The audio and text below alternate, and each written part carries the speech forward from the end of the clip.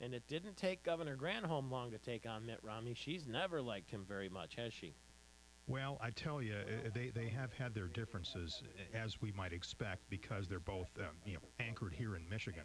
Um, She says he's shameless. She well, said this on MSNBC. Quote, the mm, guy is shameless.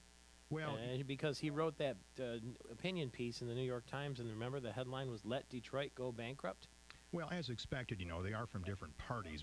We're not going to hear Governor Granholm saying, "Hey, Mitt Romney's great. Let's get him elected." That's not going to happen. But we're going to see a very divisive thing. And I think Michigan, as we say, every election cycle, it's pivotal. I mean, this is an important state for President Obama. If he wants to get reelected, he's got to win this state. And he spent a lot of time here recently.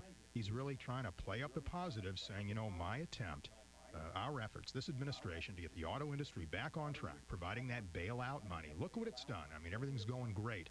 And the president certainly is making the most out of that.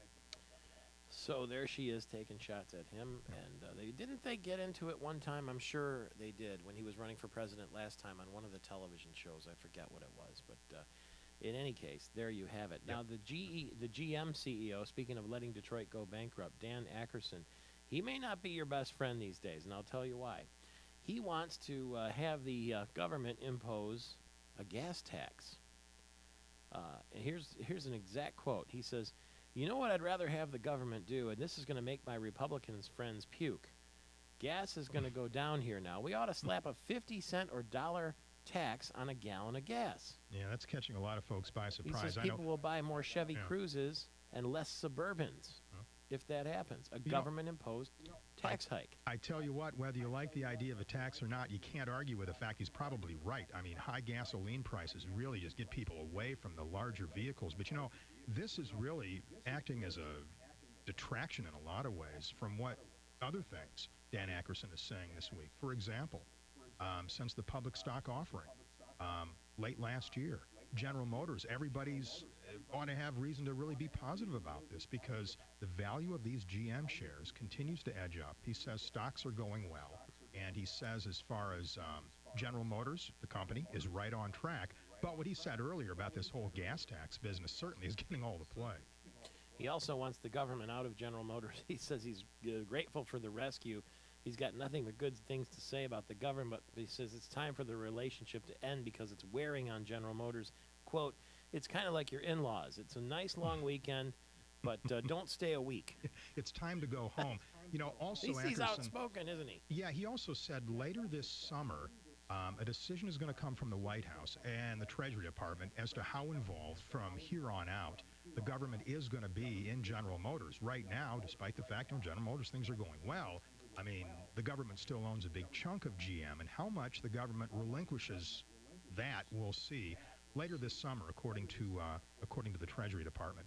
Got a story here. You remember all the hubbub Ithaca Public School Superintendent Nathan Boots stirred up when he said that prison inmates get more amenities than kids in school, 3 meals, free health care, internet, cable TV, and all that. Yeah. More things, he says, than kids in Michigan schools get, and he said jokingly his school ought to be changed over to a prison as a way to help, get those amenities for the They kids. doing it? He said it jokingly, of course. But reports are out, and as you might expect, someone researched this. And here's what we know. The state spends about $12 billion to educate 1.5 million kids and about $2 billion to house about 45,000 prisoners.